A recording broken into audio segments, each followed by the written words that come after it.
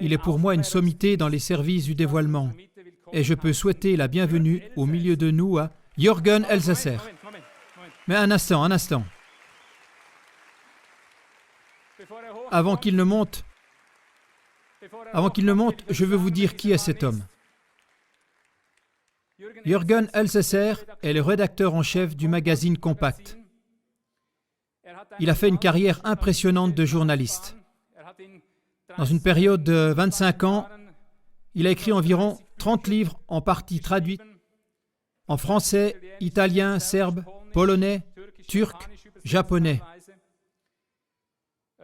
Ces livres traitent en général des sujets géopolitiques, économiques et en particulier des intérêts des Allemands. Jürgen Elsässer est un vrai connaisseur des services secrets. En 2005, il a travaillé pour la section de gauche dans le comité d'investigation BND du Parlement fédéral allemand. À partir d'aujourd'hui, il y a une nouvelle rumeur. La ZK est de gauche, n'est-ce pas? Non. En une phrase, il va vous l'expliquer. Il a bien réussi à le faire une fois. Peu importe qui est de quel bord. La plus grande partie de la politique est faite par ceux qui ne sont pas politiques. Il vaut mieux le croire. La vraie politique, peu importe d'où il vient. Ici, j'invite tous ceux de la bouche desquels sort la vérité. Il pourrait dire aujourd'hui, je suis communiste, mais tant que ce qu'il dit est bon, il peut être là. Mais je sais que ce n'est pas comme ça. Il a fait une longue carrière et nous voudrions voir. Ce sont des choses précieuses qui vont être dites ici. Vous pouvez monter, monsieur Elsässer. Jürgen Elsässer était rédacteur en chef pendant des années du magazine hambourgeois Konkret, du journal Junge Welt, et il a régulièrement écrit pour un hebdomadaire juif et pour Das Kursbuch. Bonjour, monsieur Elsässer Jürgen. Soyez le bienvenu. Je pourrais probablement pendant 1h30 citer des choses sur lui. Mais voici encore les 3 dernières choses. Il faut toujours raccourcir chez ces gens-là. C'est le travail préparatoire.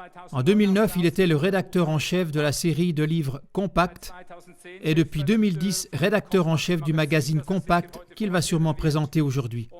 Et Jürgen Elsässer va parler du sujet top actuel de la guerre en Russie, la guerre contre la Russie. Je vous souhaite toute la force nécessaire pour qu'on puisse comprendre ce que vous dites.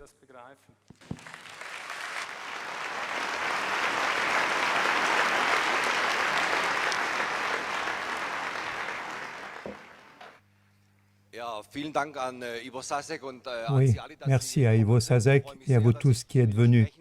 Je me réjouis beaucoup de pouvoir vous parler parce que je crois que nous avons un intérêt commun.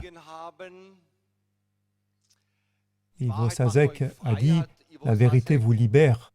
Ivo Sasek a cité Jésus-Christ et notre slogan chez Compact est « Avoir le courage pour la vérité ». Et nous avons constaté que la vérité est vraiment quelque chose de contagieux. Lorsque nous regardons notre petit magazine, nous avons commencé il y a 3 ans. Personne n'aurait cru que cela pourrait se faire avec 3 employés, leur capital minimum et une SARL en Allemagne. Et nous l'avons vendu dans les kiosques et aujourd'hui, l'édition a triplé. Plus de 30 000 exemplaires. Cela veut dire qu'il y a une faim pour la vérité, pour d'autres informations. Et alors, il faut utiliser la synergie avec vous et mettre ensemble toutes les forces de la raison humaine contre la terreur du politiquement correct et contre le danger de la guerre mondiale.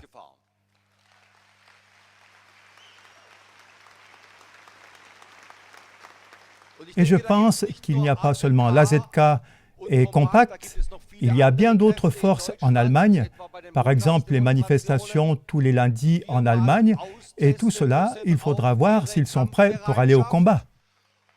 Et puis, je voudrais voir devant le grand bâtiment de Springer à Berlin 20, 30, 40, 50 000 personnes scander le vieux slogan de Rudi Dutschke, « Déposséder Springer ». Ou alors, pour le journal allemand Süddeutsche Zeitung à Munich. Jadis, on a toujours dit que ce journal Süddeutsche Zeitung était plutôt de gauche et le journal Springer était de droite, mais maintenant ces différences n'existent plus.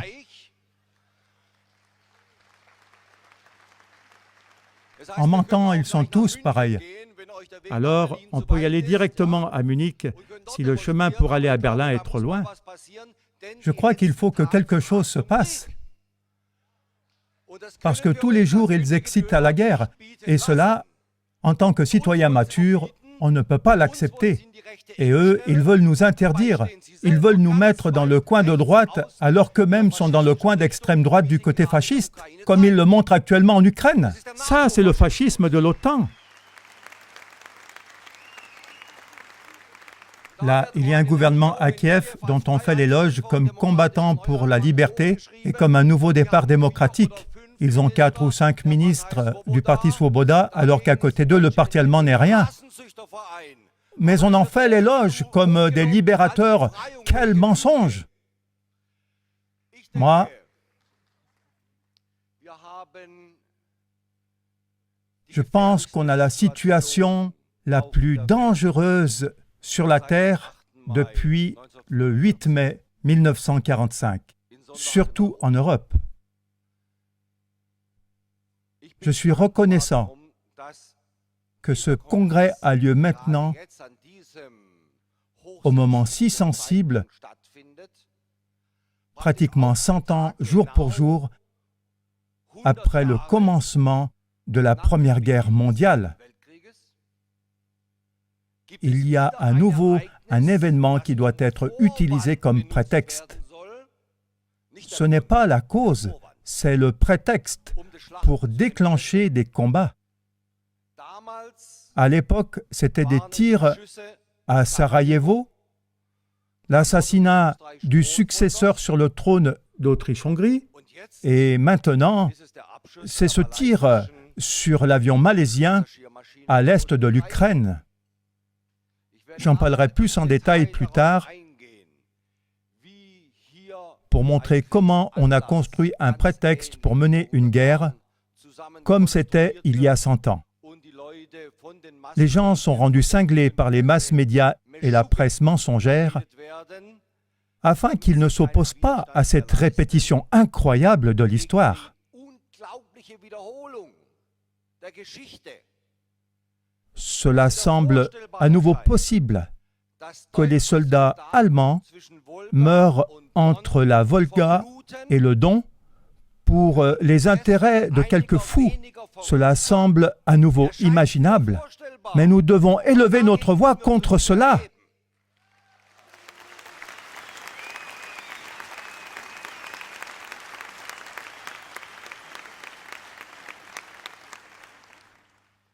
Nous sommes arrivés dans cette situation, non pas à cause de quelques événements locaux, Gaza ici, l'Afghanistan là, l'Ukraine maintenant, le Balkan il y a jadis. Nous ne devons pas seulement voir le détail, mais nous devons voir le grand ensemble. Et ce grand ensemble, c'est la globalisation déchaînée et l'horaire divine de notre système papier-monnaie. L'écroulement du dollar, et avec cela l'écroulement de la force américaine, c'est le facteur déclenchant pour que les groupes de force de l'arrière-plan deviennent fous maintenant et qu'ils veuillent absolument provoquer la guerre maintenant. La globalisation déchaînée veut dire plus que le système monétaire fiat. Nous avons toujours eu ce principe depuis la fondation de la Federal Reserve, certains disent depuis la fondation de la Banque d'Angleterre, que les banques, en octroyant des crédits, puissent créer de l'argent qui n'est pas couvert par des valeurs matérielles. Cela existe depuis toujours. Mais depuis le début des années 90 par la Federal Reserve, nous avons fait progresser une croissance exponentielle de cette folie-là par la possibilité de donner à des groupes privés, pas seulement à des banques, mais aussi à des hedge funds et d'émettre des dérivés. Ceux-ci sont des formes d'argent déduites qui sont encore moins contrôlables que le dollar, le Deutsche Mark, l'euro, les francs suisses, etc. Souvent, ils sont commercialisés en dehors de la bourse. La somme des créances des dérivés est actuellement au niveau mondial d'environ 600 billions de dollars.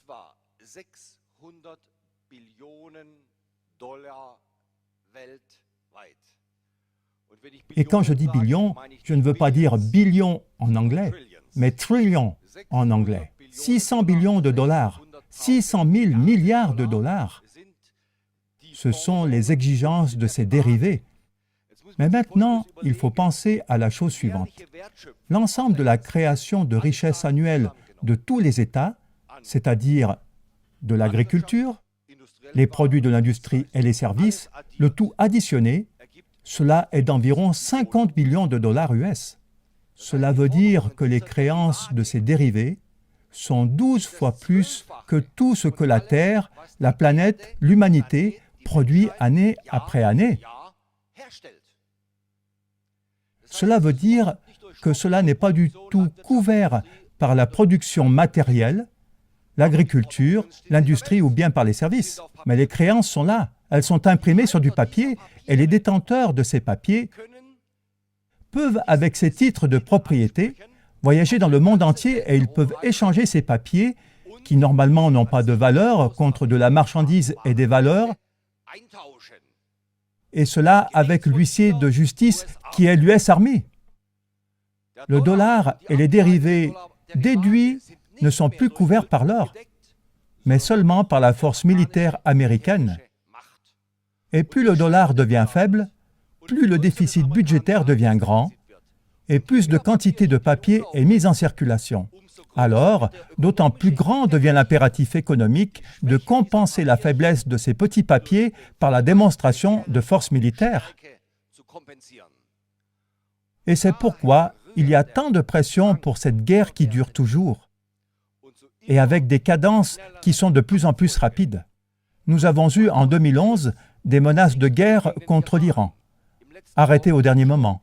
Nous avons en 2012, en 2013, les menaces de guerre contre la Syrie, arrêtées au dernier moment. Nous avons maintenant des opérations militaires ouvertes en Ukraine à la frontière russe. Où cela nous amène-t-il? Nous avons un staccato toujours plus rapide. Et nous avons dans le monde en général des contre-forces faibles. Mais pas faibles de façon numérique. La plupart de l'humanité, je prétendrais même la plupart des gens dans un pays somnolent comme l'Allemagne, ne sont pas d'accord avec cette évolution. Mais nous ne pouvons pas rendre visibles ces majorités contre la terreur de la minorité parce que les minorités réussissent à nous diviser.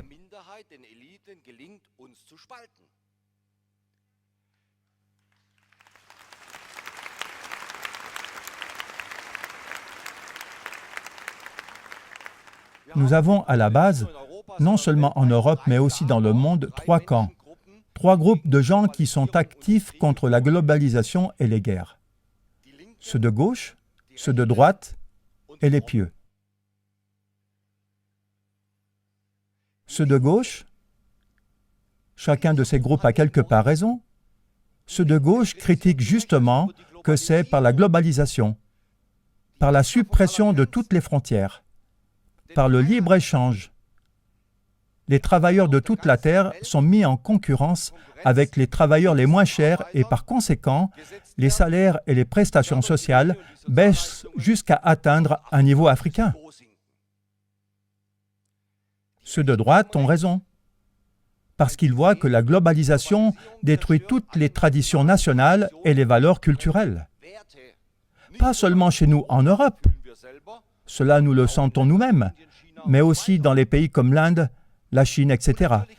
Et bien sûr, les pieux, et je veux dire les pieux de toutes les religions, ont raison, parce qu'ils voient que cette globalisation, elle détruit toutefois toutes les valeurs, chaque Dieu, et elle laisse seulement une idole, à savoir le mammon froid, devant qui chacun doit plier les genoux.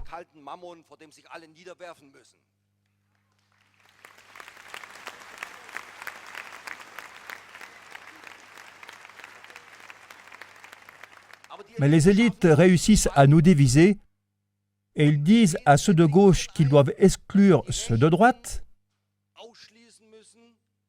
Ils disent à ceux de droite qu'ils doivent être contre ceux de gauche.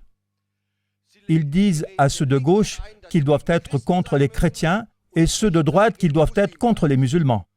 Et puis tout cela se termine par une grande division et le grand capital se frotte les mains. Et ce processus de division doit être vaincu. Et c'est aussi le but de notre magazine. Ne pas le vaincre par une forme de fausse unité, mais vaincre dans le sens de se traiter avec du respect et en se regardant dans les yeux et voir où on veut échanger sur des différences et des valeurs. Et qu'on est d'accord sur le fait de savoir où est l'ennemi. L'ennemi ne se trouve pas dans le peuple. L'adversaire, ce sont les petites élites qui règnent sur les marchés financiers et surtout dans Wall Street et dans la City de Londres. Contre ceci, il faut former l'unité.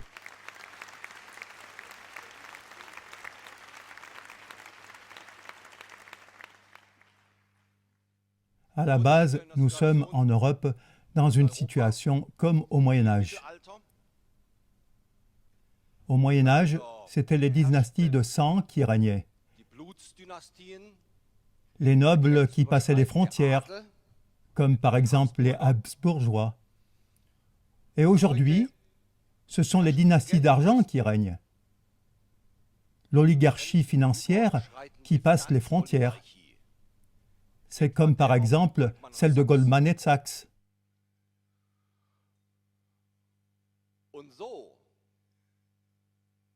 Et comme dans la situation de jadis, le combat de la libération a commencé, entre autres en Suisse. Les Suisses sont les premiers qui ont compris quel danger émane de ces dynasties et qui ont dit aux Habsbourgeois, « Si vous ne respectez pas nos anciens droits, alors ce sera sans vous. Alors, nous mettons une clôture autour et puis la Confédération helvétique forme un peuple uni de frères. » C'est cela la nation. Ça, c'était l'heure de la naissance de la liberté. C'est pour cela que mon slogan est toujours « Alliés confédéraux de tous les pays, unifiez-vous ». Et comme c'était dans le passé, il est important d'unir le peuple contre ces sangsues qui passent les frontières. Et comme jadis, il est inutile de regarder à droite ou à gauche, car on pourrait dire au XIXe et XXe siècle, nous avons vu sur des longues périodes une différence qui pourrait se définir comme la gauche ou la droite, à savoir la différence entre le travail et le capital, où le capitaliste travailleur, comme dit Marx, s'accapare de richesses supérieures à celles que le travailleur a produites. Mais cette contradiction est maintenant obsolète, c'est passé.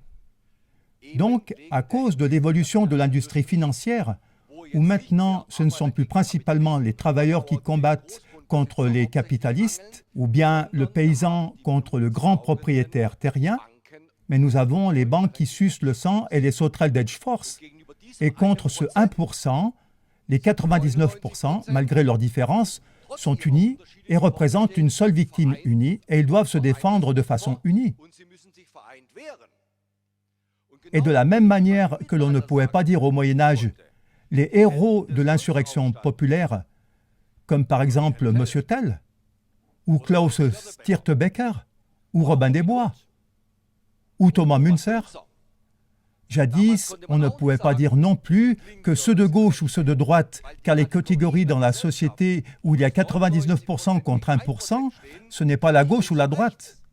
Alors, ce qui est important, c'est de rassembler courageusement les 99% avec le courage pour la vérité, et c'est pour cela que nous avons besoin d'un nouveau Guillaume Tell, ou encore mieux, de beaucoup de Guillaume Tell.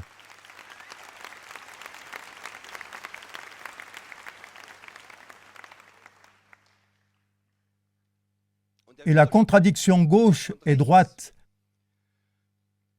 à l'intérieur des sociétés, pendant les guerres froides ou après la fondation de l'Union soviétique, est apparue aussi comme contradiction entre les États capitalistes d'un côté et les États socialistes sous la guidance de l'Union soviétique de l'autre côté. Mais cela appartient aussi au passé, car l'Union soviétique et ses satellites n'existent plus. Et ce qui reste comme État socialiste d'une grandeur acceptable comme la République du peuple chinois est seulement socialiste de nom, socialiste seulement sur le papier. En principe, il pratique aussi une politique économique capitaliste qui s'oriente sur le marché. Mais cela ne veut pas dire que le monde soit sans contradiction maintenant. Mais la contradiction capitalisme contre socialisme est remplacée par la contradiction entre les États spéculatifs et les États productifs. Nous avons ces deux pouvoirs anglo-saxons, les États-Unis et l'Angleterre, dont le rendement industriel du produit intérieur brut, donc en ce qui concerne le rendement économique annuel, a baissé en dessous de 10%. La marchandise qui est encore produite là-bas est mauvaise et sur le marché mondial, elle n'est presque plus vendable. Pensez aux voitures américaines, une horreur. Au lieu d'avoir des rendements industriels, ces deux pays et quelques-uns de leurs satellites se financent avant tout par la spéculation financière et en particulier par le processus que j'ai décrit tout à l'heure, à savoir qu'ils obligent des pays dépendants de prendre leur bout de papier sans valeur sur lesquels est imprimé dollars ou livres sterling. Ceci représente une moitié du monde. L'autre moitié du monde, ce sont les États productifs, c'est-à-dire les pays où le rendement industriel et l'agriculture dominent toujours sur le produit intérieur brut. Dans cette catégorie, ne sont pas seulement les grands États du BRICS, c'est-à-dire les pays en voie d'émergence, le Brésil, la Russie, l'Inde, la Chine, l'Afrique du Sud, mais en Europe tombe sous cette catégorie aussi l'Allemagne, qui a toujours 25% de rendement industriel, et ces dernières années, cette partie a même augmenté. C'est pourquoi les pouvoirs anglo-saxons, anglo-américains, ne craignent rien de plus qu'une union entre les États du BRICS, donc ces pays en voie d'émergence, et les pouvoirs continentaux, en particulier l'Allemagne, et toute la crise qui s'est accentuée en direction de la guerre et qui nous conduit devant l'abysse nucléaire, ce n'est pas avant tout un combat pour l'Ukraine, mais c'est un combat pour la destruction de la Russie et pour rendre impossible l'union entre Paris, Berlin et Moscou. Ceci est l'axe d'action principal. Lorsque nous voyons la genèse du conflit en Ukraine, à partir de l'automne dernier, alors l'Union européenne joue un rôle désastreux. Mais l'Union européenne, il faut que ceci devienne clair, ne joue pas depuis le début le jeu des Européens.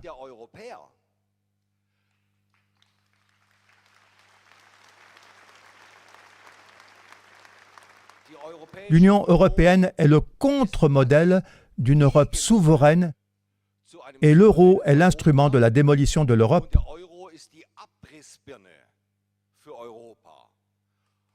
Et en principe,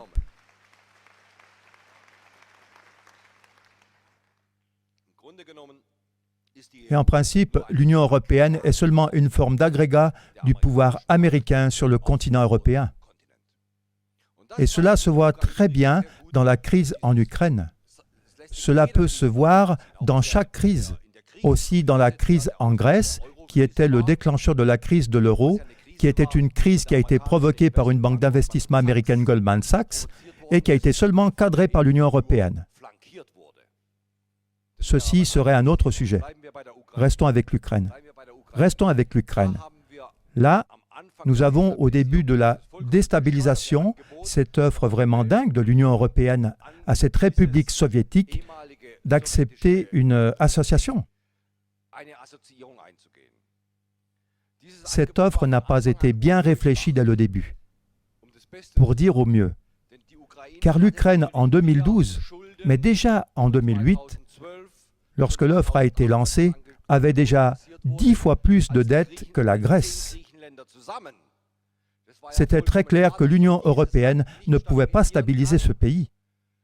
Et certainement pas lorsque la crise avait commencé par les frères Lehman. D'où devrait venir l'argent? Déjà maintenant, sans l'Ukraine, nous utilisons l'argent des impôts allemands pour la Grèce et d'autres États faibles, ce qui est déjà très risqué pour un montant de 750 milliards d'euros. Donc, d'où peut en plus venir l'argent pour l'Ukraine? Dès le début, c'était clair que ce point névralgique pouvait seulement être stabilisé par la coopération avec la Russie. Mais non, on voulait absolument écarter ce pays de la Russie. Puis il y a eu ces manifestations en hiver qui étaient justifiées comme des manifestations internes d'une population dupée. Car bien sûr, ce Yanukovych, le président d'alors, était un criminel et kleptocrate. Mais ce que l'on n'a pas dit aux gens, c'est que ceux de l'opposition qui étaient soutenus par l'Union européenne n'étaient pas mieux. Qu'en est-il avec la princesse de gaz Tymochenko? D'où est-ce qu'elle a reçu son argent? Lors du processus du déclin de l'Union soviétique, elle a obtenu quelques autorisations de façon frauduleuse et elle n'a pas hésité à utiliser la force. Par ce chemin légal, quelqu'un a dit de façon blagueuse que pour devenir aussi riche, elle a dû inventer l'iPhone. Mais Tymochenko n'a pas inventé l'iPhone, mais elle a tout simplement dégagé le chemin par des tirs. Donc, on a fabriqué une fausse alternative.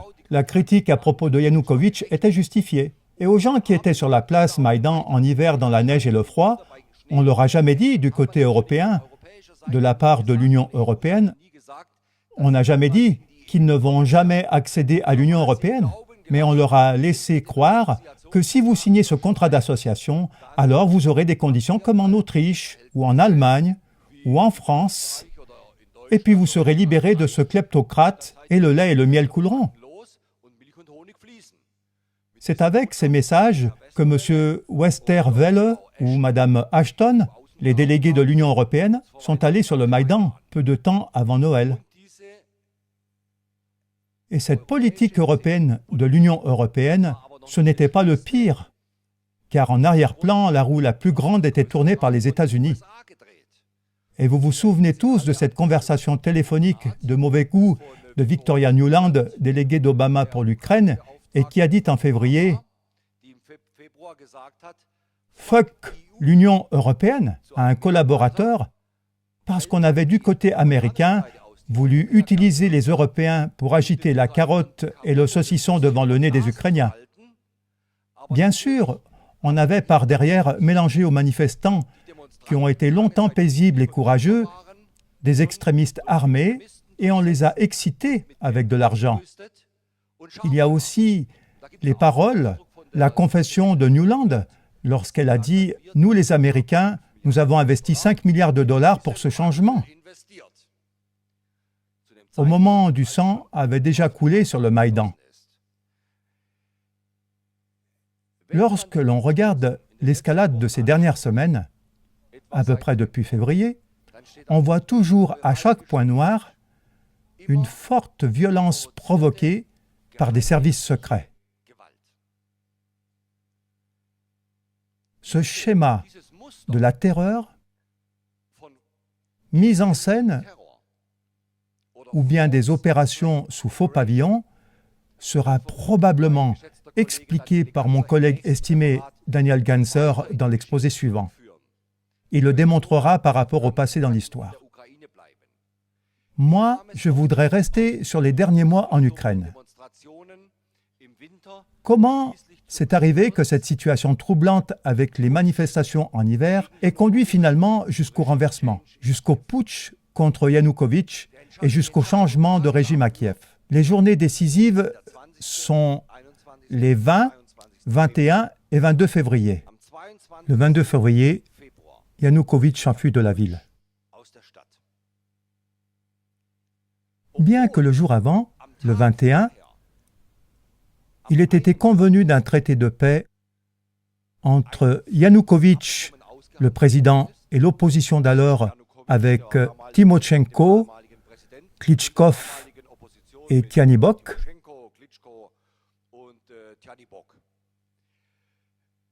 Ce traité raisonnable qui avait été négocié par Steinmeier avait prévu une transition par étapes du pouvoir de Yanukovych à un gouvernement incluant toutes les parties, l'éviction des polices spéciales et des élections avancées à tous les niveaux durant l'année à venir.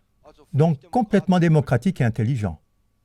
Mais ce compromis n'a pas tenu 24 heures, il ne tient pas 12 heures. Même si Steinmeier s'est laissé photographier avec Klitschkov lorsqu'il signe ce contrat, il ne tient pas parce que les extrémistes financés par les Américains et les matraqueurs commencent dans la nuit du 21 au 22 avec des armes à feu et vont contre le gouvernement qui a pourtant été soutenu par le traité. Avec la force des armes, ils chassent de la capitale et puis ils imposent dans le Parlement qu'un nouveau président soit élu, qu'un nouveau gouvernement soit formé. D'ailleurs, puisqu'ils n'ont pas respecté leur propre constitution, cela veut donc dire que tout le processus n'a pas été conforme à la Constitution et donc le côté russe a raison quand il parle d'un putsch. Maintenant, c'est la question intéressante. D'où vient cet armement pour qu'un contrat établi et pour lequel tout de même le ministre des Affaires étrangères s'est engagé le 21 février ne dure même pas 12 heures? Pourquoi les gens à Kiev ont-ils accepté que les extrémistes détruisent ces contrats par les tirs? Ils l'ont accepté parce que le 20 février a eu lieu cet horrible massacre sur le Maïdan. Là, les tireurs d'élite deviennent actifs et assassinent plus de 70 personnes. Dans la propagande de l'Ouest, et bien sûr aussi du côté de l'opposition extrémiste en Ukraine, on a tout de suite montré du doigt les unités spéciales du gouvernement de Yanukovych, les Berkouts. C'est eux qui auraient fait cela. Et ainsi, il y avait une atmosphère émotionnelle qui a facilité les choses pour les putschistes. Mais avec du recul, il s'avère que cette version n'est pas correcte. Cela veut dire que les snipers, le 20 février sur le Maïdan, ils ne faisaient pas partie des Berkouts.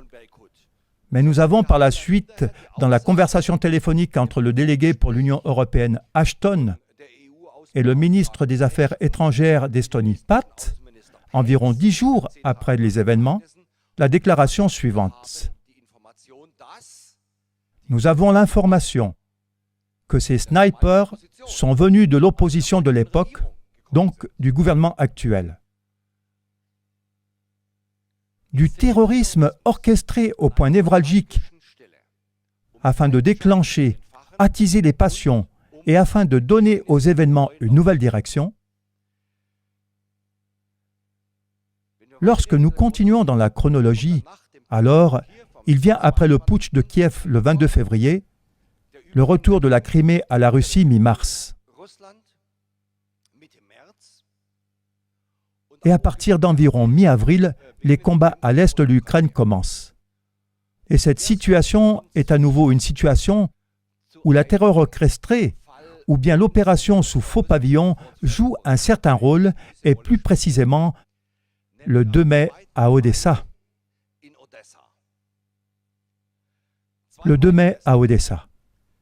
Le pire massacre de la population slave depuis les massacres des nazis pendant la Deuxième Guerre mondiale. Selon les données officielles, 46. Selon les données non officielles, plus de 100 personnes meurent dans une maison syndicale à Odessa. Et en ce qui concerne les victimes, ils étaient tous des activistes pro-russes qui voulaient plus d'autonomie ou peut-être désiraient la séparation de l'Ukraine, de l'Est et aussi d'Odessa. C'est un des pires chapitres de l'histoire des médias allemands, ou peut-être européens, que je connaisse. Comment ce massacre a-t-il été nié en ne le prenant pas en considération? De cette manière, les morts ont été une deuxième fois déshonorés.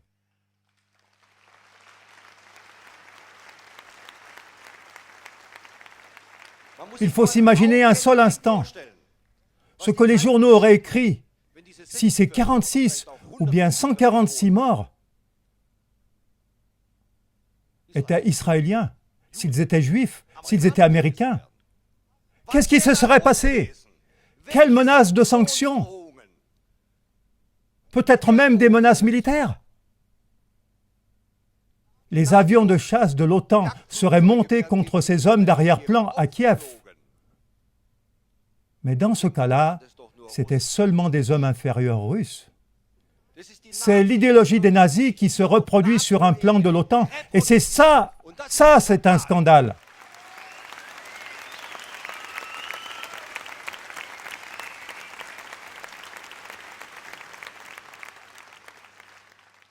Vous devez vous imaginer Steinmeier, qui n'a pas protesté non plus. 14 jours plus tard, il voyage jusqu'à Odessa. Et il veut au moins encore remettre une couronne pour les morts. Et le gouvernement d'Odessa, aussi un de cette bande de putschistes, il a interdit à Steinmeier de remettre la couronne. Et le ministre des Affaires étrangères allemand, qui a financé ce coup avec l'argent de nos impôts allemands, il se laisse traiter comme un étudiant et il se laisse interdire la remise de cette couronne par ce putschiste. Il faut imaginer cela. Et il ne parle pas à ce sujet.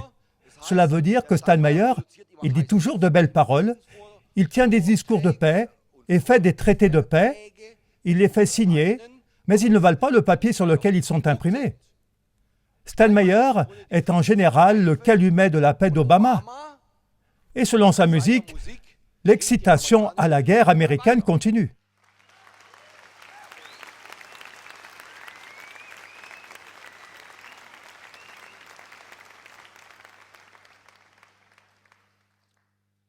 Et maintenant, qu'est-ce qui se passe après le 2 mai? Chacun a pensé, « Ah oui, je voulais encore expliquer pourquoi c'est une opération sous faux pavillon. » La terreur contre la maison syndicale, avec ses nombreux morts qui ont été brûlés, quelques-uns disent aussi qu'ils ont été violés, avant tout ou bien déshonorés d'une autre manière. La terreur contre la maison syndicale est clairement à mettre sur le compte des radicaux de la droite ukrainienne. Mais les violences de ce 2 mai ont commencé différemment. Et plus précisément, il y avait 2 manifestations, une qui était pro-ukrainienne, ou bien nationaliste avec des hooligans, et une autre des autonomistes ou bien séparatistes, donc pro-russes. Et lorsque ces 2 manifestations se rencontrent, alors les premiers tirs sont entendus du côté de la manifestation des séparatistes.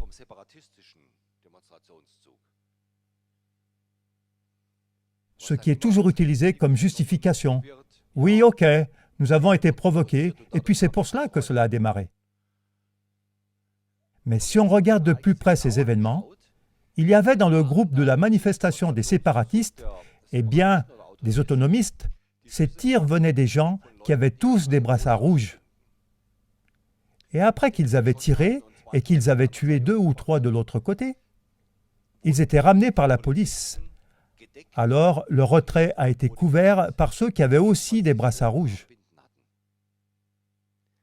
Cela veut dire, à mon avis, il y a ici aussi des indices qu'ici, à ce point névralgique, quelque chose a été provoqué afin de mettre la culpabilité sur le dos de l'autre côté. Toujours est-il que la direction de la police d'Odessa a été remplacée 2 fois. Alors, on a d'abord remplacé les responsables du 2 mai et les suivants étaient remplacés aussi par Kiev. Probablement afin d'effacer les traces de cette mise en scène. Pourquoi cette mise en scène le 2 mai? La mise en scène du 20 février, les snipers sur le Maïdan, c'est clair. Le but était d'exciter les passions de cette manière afin de faciliter le putsch. Mais pourquoi la mise en scène du 2 mai? À mon avis, on voulait et on veut de la part des États-Unis tirer la Russie dans une guerre par de telles provocations. Ceci est une petite différence par rapport à la politique allemande. L'Allemagne, la France et l'Italie veulent l'Ukraine comme un dépôt, des camps de matières premières pour l'Union européenne avec du gaz, de l'ardoise et ainsi de suite. Mais les Américains ont des plans qui vont plus loin, des plans plus agressifs. Dans quoi est-ce qu'ils veulent intégrer l'Ukraine? Les Américains n'ont pas de propre économie, il n'y a plus rien. Mais ils ont besoin de l'Ukraine comme zone de concentration contre la Russie.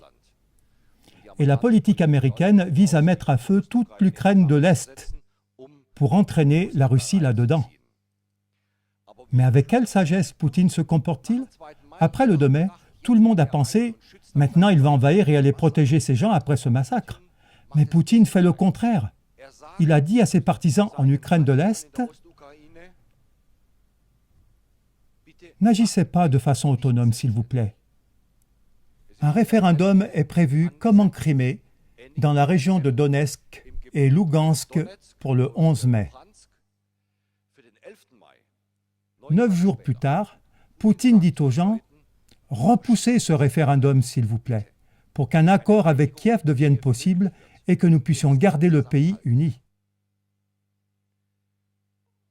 2 semaines plus tard, le référendum se tiendra le 11 mai avec des grandes majorités pour le détachement. Donc les gens ne se tiennent pas à ce que Poutine leur dit.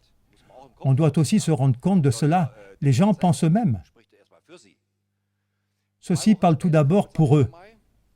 2 semaines plus tard, le 25 mai, a lieu le vote dans toute l'Ukraine, qui est naturellement boycottée par l'Ukraine de l'Est, où Porochenko, ce roi du chocolat, est élu.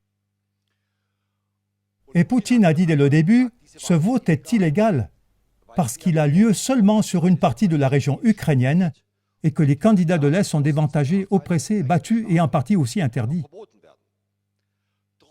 Malgré tout, Poutine signale après les élections qu'il veut trouver un accord avec Porochenko et qu'il veut commencer des négociations avec lui. Là également, on voit que Poutine cède parce qu'il sent littéralement ce que les Américains projettent de faire. Les Américains veulent absolument l'entraîner là-dedans, mais Poutine sait que cela sera une évolution désastreuse et il reste à l'écart. Mais en fin de compte, cela ne lui servira à rien parce que Porochenko est soutenu par l'OTAN, par l'Union européenne et par 400 hommes des forces spéciales américaines d'une ancienne entreprise Blackwater. 400 hommes des forces spéciales sont en action en Ukraine de l'Est. Ce n'est pas le journal Compact qui le dit. Mais étrangement, peut-être suite à une perte de contrôle, le journal Bild am Sonntag du 11 mai, avec comme source les nouvelles fédérales. Donc c'est prouvé, les Américains ont des forces spéciales dans l'est de l'Ukraine, et après les élections du 25 mai, Porochenko, au lieu de commencer à négocier avec Poutine sur un motus vivendi, sur les tables rondes afin de pouvoir garder le pays uni, il commence par une offensive. Il y a une offensive militaire contre toutes les villes libérées en Ukraine de l'Est, avec comme point principal Slaviansk, par les troupes du gouvernement début juillet, et le ministre de la Défense y va, le soi-disant ministre de la Défense. Il y va au début du mois de juillet et il dit « Ces derniers jours, dans la région de Slaviansk, en Ukraine de l'Est, nous avons tué 1000 séparatistes. » Au même moment, on nous dit qu'il y a un carnage de 700 personnes à Gaza, ce qui est déjà assez cruel. Mais là-bas, en Ukraine de l'Est, il y a probablement plus de gens qui sont morts par l'offensive de Porochenko que ce que fait Netanyahou à Gaza. Mais nous en entendons moins parler. Nous n'avons pas d'images venant de l'Ukraine de l'Est. Nous avons des images de Gaza, mais nous n'avons pas d'images de l'Ukraine de l'Est. Cette horreur nous est encore plus fortement cachée parce que du côté des bellicistes, on se rend compte de ceci. La population allemande dans sa majorité, et de toute façon la Suisse, ils ne sont pas du tout stupides. Jusqu'ici, les faiseurs d'opinion se sont ridiculisés dans les sondages d'opinion. Contrairement aux attaques qui se sont levées contre la Russie, contre Poutine depuis le mois de mars, les Allemands sont non seulement contre la guerre, mais aussi contre les sanctions. Et donc, on cache aux yeux curieux des téléspectateurs l'extermination sale de la population de l'Ukraine de l'Est par un dirigeant à Kiev qui est soutenu par l'OTAN.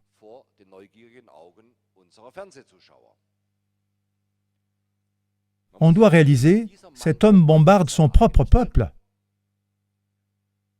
Quand l'ancien président Yanukovych était au pouvoir et que les manifestants excités par les USA et imprégnés de leur folie nazie fasciste ont commencé à se jeter sur les agents de police, dans un film de Klagemauer TV, on le voit très bien, et cela pendant des semaines. Et si Yanukovych a envisagé peut-être une fois d'engager l'unité spéciale de la police ou bien l'armée, l'Ouest, l'OTAN, l'Union européenne ont toujours averti Yanukovych de ne pas mobiliser des troupes contre son propre peuple. Ce serait le casus belli, la ligne rouge qu'il ne pouvait pas transgresser. Et cela, Porochenko fait cela au moins depuis le 25 mai, et Steinmeier et toutes les autres calumets de la paix détournent les yeux. Et tous, ils montrent Poutine du doigt.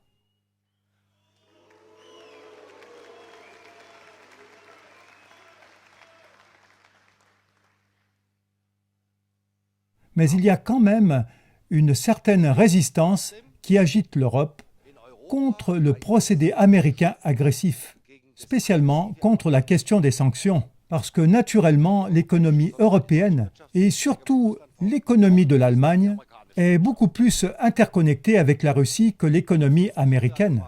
Les sanctions qui ont été appliquées jusqu'ici ont concerné en particulier des personnes. Mais des sanctions économiques contre le pétrole, le gaz naturel, contre la firme Gazprom n'existent pas jusqu'ici, Dieu merci. Cela vient du fait que Mme Merkel freine indirectement. En plus, il y a le détachement entre l'Allemagne et l'Amérique depuis l'affaire d'espionnage. On doit donc parler clair. L'Allemagne est toujours un pays occupé, l'Amérique est la puissance occupante.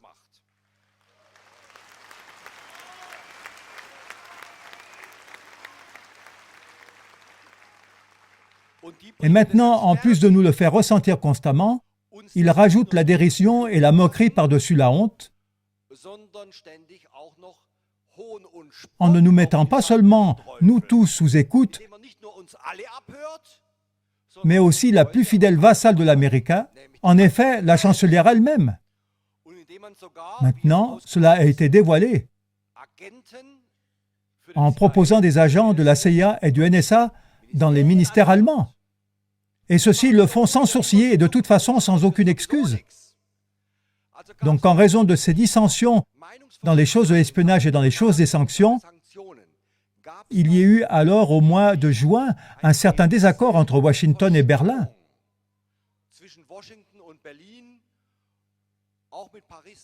Avec Paris également, tout ne tourne pas rond en ce qui concerne les Américains parce que les Français construisent ce porte-avions pour Poutine. Cela, les Américains ne le veulent pas non plus. Donc ça grince. La planification de la guerre n'avance pas. Porochenko ravage en effet, mais Poutine reste cool. Qu'est-ce qui manque dans cette situation? Un attentat terroriste orchestré, une action sous faux pavillon. Des contemporains éveillés, comme vous ici, se sont attendus à cela depuis des semaines et des mois. Seulement, nous ne savions pas comment cela allait arriver. Mais que cela devait arriver pour casser ces dissensions et pour contraindre de nouveau les Européens à embarquer dans le bateau de guerre américain, c'était clair. Et donc, nous avons eu la catastrophe aérienne, le crash de l'avion le 17 juillet.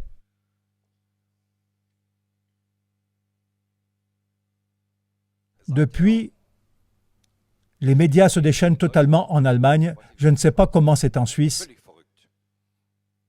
Il y a vraiment une atmosphère de guerre, d'agression, qui coupe toute perception des faits. Il est affirmé alors que c'étaient les fusées de Poutine, ou bien les terroristes de Poutine, qui ont descendu l'avion. La presse Springer, le journal Bild, ne veulent pas seulement donner la faute aux séparatistes, mais directement à Poutine. Et on tourne une grande roue. Est-ce qu'on boycottera la Coupe du monde de football en 2018 en Russie? Mais c'est seulement la musique d'accompagnement de ce qui est planifié sur le plan militaire. Alors, la destruction de cet avion, c'est incroyable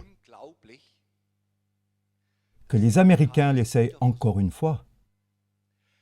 Comme dans la guerre d'Irak, ils ne montrent pas de photos satellites qui pourraient valoir comme smoking gun, mais ils essaient d'arriver à leur but sans aucune preuve. C'est incroyable.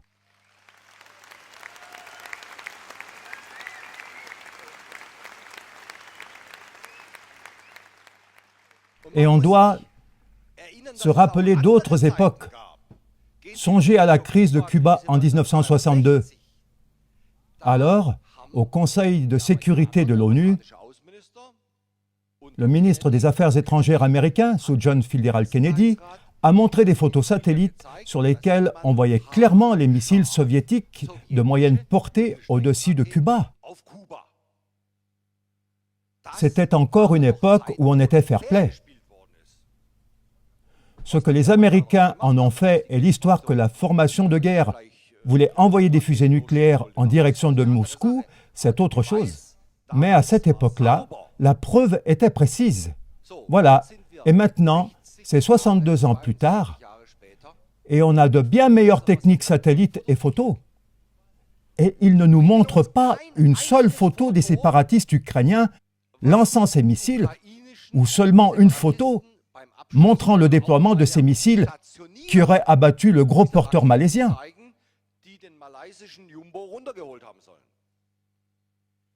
La seule chose qu'ils montrent, les Américains, c'est des séquences venant de YouTube. C'est incroyable! Et notre presse prend ça comme preuve. Là, on peut voir des batteries de lancement de ce système solaire.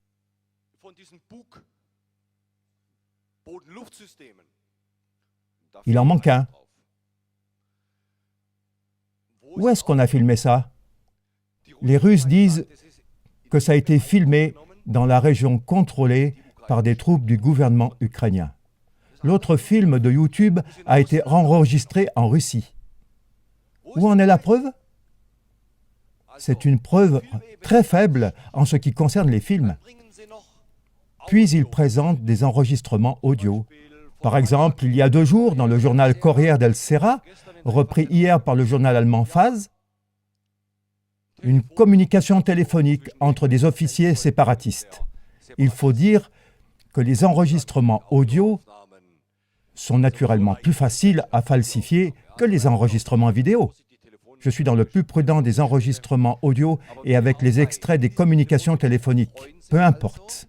Alors, dans ces enregistrements téléphoniques, ces 2 gars se réjouissent qu'un avion militaire a été abattu et ils demandent d'y aller et de sauver le pilote. Même si cette conversation était vraie, ce n'est pas la preuve que ces gens voulaient abattre un avion de ligne,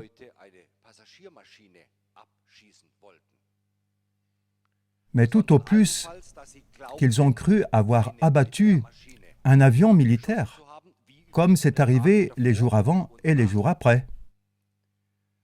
Et même dans ce cas, ce n'est pas une preuve indiscutable permettant de les déclarer responsables de génocide.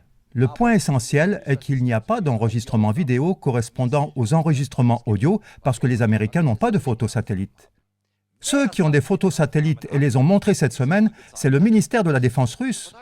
Donc, en ce qui concerne les preuves photos rassemblées, Moscou a un énorme avantage. Qu'est-ce qu'on voit sur les enregistrements vidéo et satellites de Moscou? 2 points très intéressants. On voit d'une part que l'avion de ligne malaisien s'écarte curieusement, tout d'un coup, de 14 km de sa trajectoire à la hauteur de Donetsk, en Ukraine de l'Est, et pénètre profondément dans la région des rebelles, qui aurait été contournée dans sa trajectoire normale. Mais ça pourrait être à cause de la météo. Il faut encore examiner ça. Beaucoup plus importants sont les 2 ou 3 avions ukrainiens d'interception près de cet avion de ligne. Des avions d'interception dont les Ukrainiens n'ont encore jamais parlé. Les avions d'interception se trouvent devant l'avion jusque peu avant que celui-ci soit abattu. Qu'est-ce qu'ils ont fait? Est-ce qu'ils l'ont peut-être abattu? Il faudrait au moins examiner ça. Les photos satellites montrent une autre chose très intéressante, c'est qu'il n'y a pas que les rebelles qui avaient ces systèmes d'interception, ces missiles sol-air, mais aussi les troupes du gouvernement. C'est clair parce que ces systèmes sont des productions soviétiques qui existent aussi dans tous les ex-États soviétiques. Et ces troupes du gouvernement ukrainien, on peut les voir sur les photos satellites russes, avaient positionné ces intercepteurs très près de la position de lancement. Ce qui est très bizarre. Car qu'est-ce que des batteries sol-air font dans une région en guerre contre un ennemi qui n'a pas d'avion? C'est très suspect. Alors, pour l'instant, on ne peut pas dire la vérité finale. Il faut faire plus de recherches. Mais personne ne les attend. On n'a même pas attendu que les cadavres soient froids et déjà les accusations étaient là. Mais on peut dire que, selon les preuves rassemblées, il y a plus d'indices qui montrent la culpabilité des troupes du gouvernement ukrainien que la culpabilité des rebelles et des séparatistes. Beaucoup plus, je dirais. Et nous devons nous rappeler aussi qu'est-ce que ces criminels se sont permis en descendant des avions de ligne? Je rappelle, en 1980, 80 morts, un avion de ligne italien descendu au-dessus de l'île méditerranéenne Ustica. Pendant des années, on a prétendu que c'était Kadhafi. Mais ce qui était considéré comme théorie de conspiration jusqu'à ce jour est aujourd'hui reconnu, notoire par les tribunaux et entériné. Il est prouvé et consigné que l'OTAN a abattu cet avion afin d'exciter les esprits contre Kadhafi. Ou prenons le golfe Persique en 1988, pendant la guerre Iran-Irak. Les Américains soutenaient Saddam Hussein contre l'Iran, car à l'époque, c'était leur pote. Et pendant les engagements de combat, un destroyer américain, USS Vincent, a descendu un avion iranien de ligne. 290 morts. Il n'y a jamais eu d'excuse de la part des Américains, et encore moins un dédommagement. Ce n'étaient que des sous-hommes chiites. Ou alors l'exemple d'un avion russe. C'est une chose que j'ai dû vérifier moi-même maintenant. Ce n'était pas publié dans nos médias. Un avion russe avec également 80 passagers a été abattu sur la mer Noire en octobre 2001. Par erreur, a-t-on dit. Un missile ukrainien l'a abattu dans le cadre d'une manœuvre navale. Nous n'en avons jamais été informés. Et bien sûr, ce que nous savons du 11 septembre est tout au fond de nous. 11 septembre, la mère de tous les mensonges.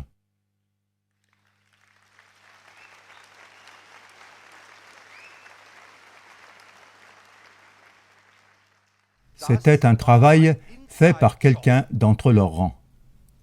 C'était dirigé par les services secrets américains afin d'avoir un prétexte pour le gouvernement Bush pour installer la guerre civile sur la moitié de la Terre, une guerre pour le pétrole. Ça, on le sait aujourd'hui, et on sait qui a fait de telles choses, et on doit croire que ceux qui ont fait de telles choses et leurs acolytes à Kiev sont au moins capables d'abattre l'avion malaisien au-dessus de l'Ukraine de l'Est. C'est le moins qu'on puisse dire de la vérité.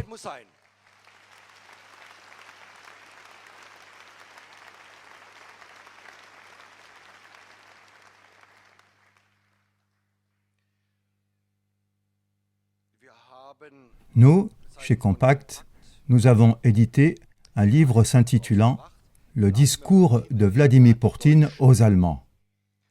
Dans ce livre sont rassemblés les discours les plus importants de Poutine se référant à l'Allemagne. Ça commence avec son discours qu'il a tenu au Parlement fédéral en 2001, puis tous ses derniers discours importants en rapport avec l'Ukraine et la Crimée, etc. J'aimerais vous en lire un petit extrait. Nous l'avons publié sans rajouter de commentaires. Ce ne sont que des textes originaux de Poutine pour que les gens puissent se faire d'eux-mêmes une image de l'homme le plus démonisé de l'ordre mondial actuel.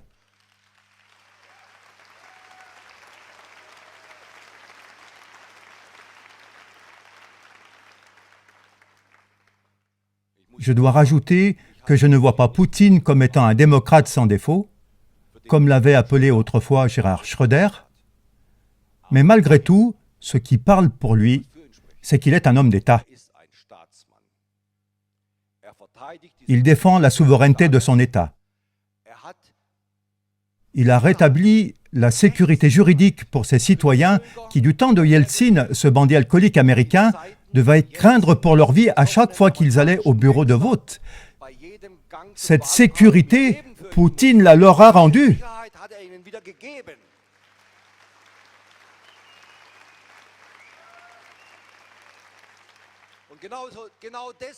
Et c'est exactement pour cela qu'il est détesté par ces viles créatures qui se trouvent à l'extrémité du gros intestin du pouvoir américain, et cela parce qu'il est l'opposé de ces couards qui empestent notre ère ici en Europe.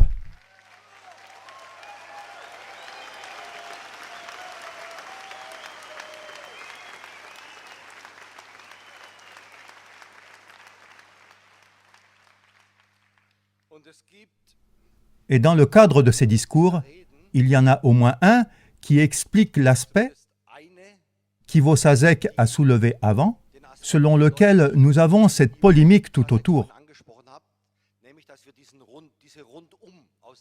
Cela veut dire que nous n'avons pas seulement des guerres ponctuelles qui, de toute façon, s'assemblent pour devenir un seul front mondial, mais nous avons aussi les autres fronts, comme la crise financière, ou bien la théorie du genre du mainstream, toute cette politique familiale. Cette expérimentation humaine gigantesque, ce que certains cercles spécifiques veulent faire avec nos enfants. Tout cela est relié. Et je crois que Poutine est un objet de haine aussi pour cela, parce qu'il s'affiche non seulement dans le domaine politico-militaire, mais aussi dans le domaine des valeurs, notamment des valeurs chrétiennes. Il brandit la bannière comme aucun autre homme d'État dans le monde des Blancs.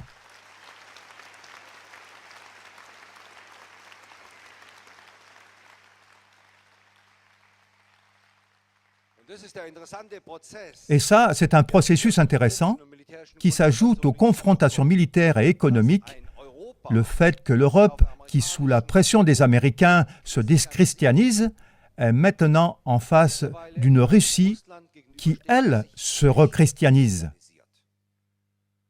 Et la Russie en est fière et puise de la force en cela. Et voici donc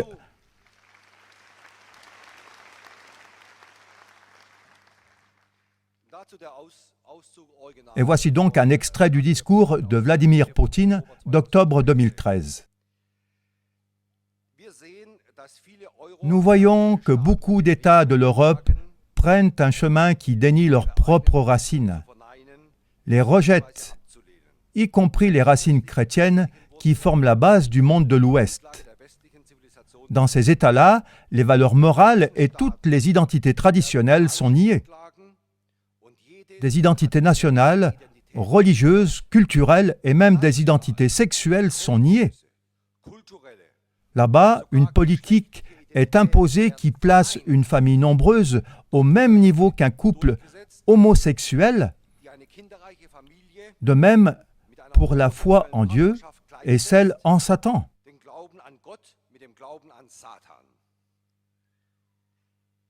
Les excès du politiquement correct dans ces pays aboutissent à ce que soit discutée très sérieusement l'admission des partis politiques qui s'engagent pour la pédophilie.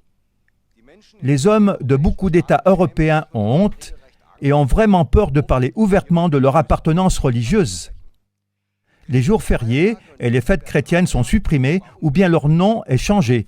Ainsi, on cache ou on dissimule la profonde valeur morale de ces fêtes. Et c'est ce modèle que ces gens essayent agressivement d'exporter dans le monde entier. Je suis convaincu que ceci est le chemin direct pour la dégradation et le primitivisme de la culture. C'était Vladimir Poutine dans le texte original.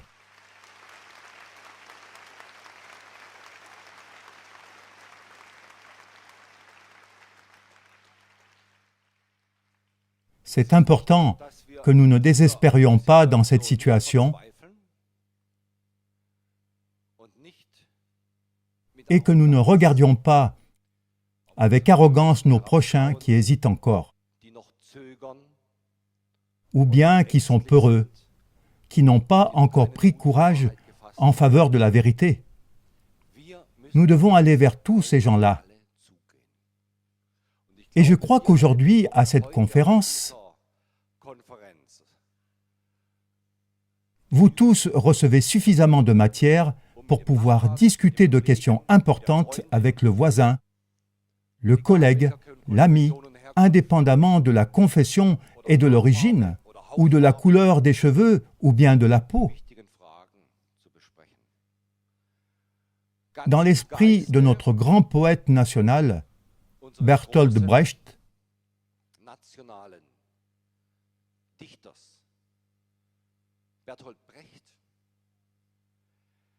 qui, dans une situation dramatique similaire, à savoir pendant la guerre de Corée, a écrit ce qui suit. Répétons toujours et encore ce qui a déjà été dit 1000 fois, pour que cela ne soit pas dit une fois trop peu. Répétons les mises en garde, même si elles nous paraissent comme de la cendre dans notre bouche, car des guerres menacent l'humanité, et par rapport à elles, les guerres précédentes n'étaient que des essais minables, et elles vont venir sans aucun doute si nous ne brisons pas les mains de ceux qui préparent celles-ci publiquement. Je vous remercie.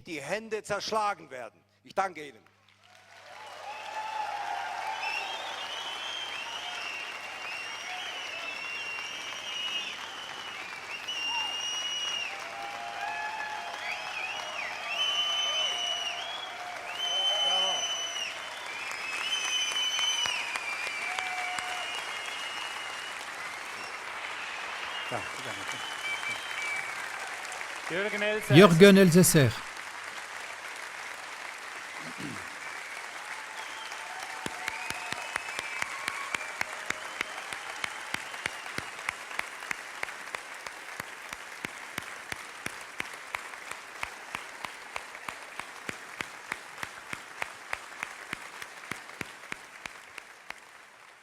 Un grand merci.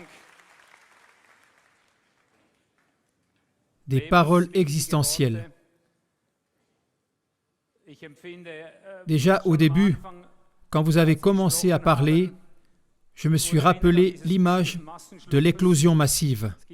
Il existe des animaux qui sortent tous ensemble seulement tous les 17 ans, bien qu'on ne les ait pas vus pendant 17 ans.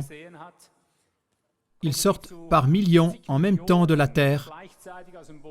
Ils grimpent sur les arbres, se gavent de nourriture, et puis se développent, et puis déploient leurs ailes.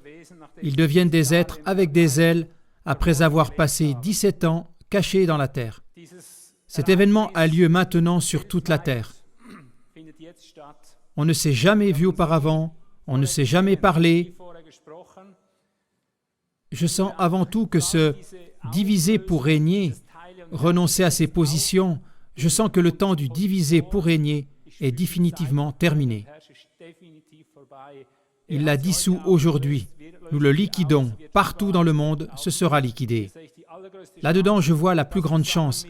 à savoir dévoiler ce qui était caché, ce qui était tenu secret, comme en ce qui concerne Poutine maintenant. Ça, c'est le chemin. Quand les hommes l'entendent eux-mêmes, alors ils ne pourront plus croire ces mensonges, ils ne voudront plus les croire. Peut-être qu'ils auront besoin d'entendre plusieurs discours, mais c'est exactement ce qu'il a dit à la fin. Le répéter tout le temps jusqu'à ce que cela ait percé. Encore une fois, un grand merci pour cette parole gigantesque, une sommité dans le service du dévoilement. Un grand merci.